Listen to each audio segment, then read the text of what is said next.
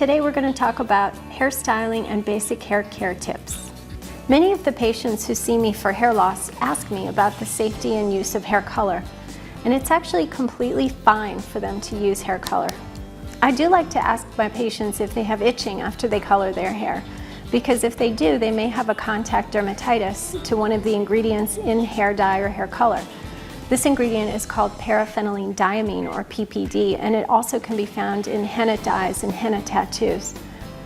If they have this problem, they should ask their hairstylist to use a different dye that does not contain that PPD derivative. When patients complain that their hair is very brittle and breaks easily, the first thing I like to ask is whether they've used any heat treatments, such as curling irons, flat irons, or a hairdryer at a very high setting, because what they don't realize is that high heat can be very damaging to the cuticle. If you love to curl or straighten your hair and you don't want to give it up, what I would recommend is using a curling iron that has an adjustable heat and use the lowest heat possible. And also, don't do it every single day. Maybe just do it twice a week. It can be very helpful to use protective coatings on the hair. Look for products that contain either silicone or dimethicone. Some of them have natural oil, such as linseed oil or safflower oil, and those can help to protect the cuticle and minimize damage from heat. Almost everyone develops split ends at some time over the course of their lifetime. The only real cure for split ends is a haircut. We can use things such as silicone or dimethicone base to coat the split ends, but these only last until the next hair washing. The products have to be reapplied. There's no magic treatment that will glue those split ends back together. If you're looking to have very clean, beautiful hair, one step might be to install a water softener. That will certainly help on your shower head, because this will help remove some of the elements like magnesium and calcium that are contained in hard water. And as you know, these leave behind a soap scum on your bathtub, and when your hair dries, they can actually leave the same residue behind on your hair.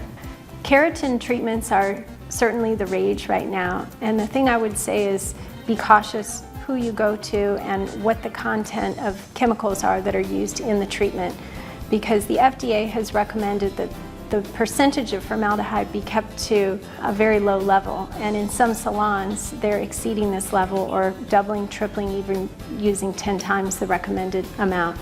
And this can be damaging not only to the hair but also the vapors to the eyes or when inhaled.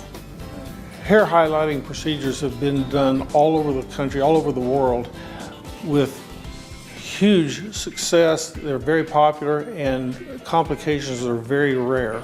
However, there seem to be an increasing number of cases of ulcers from the highlighting procedure, and we're trying to investigate why. The cases that we have so far seem to be predominantly in teenage girls, possibly perhaps because they don't know that it's not supposed to burn, so they may tolerate it longer than a more mature person who's had several highlighting procedures in the past. We don't know exactly the cause of these ulcers, but we suspect the heat and the persulfate, the powder bleach. I would caution anyone who's having hair highlights, particularly if it's their first session, to let this salon know immediately if you're having any pain, and also request that they use the lowest setting of the heat if they use heat at all. For thousands of how-to and advice videos on any topic, visit monkeysea.com.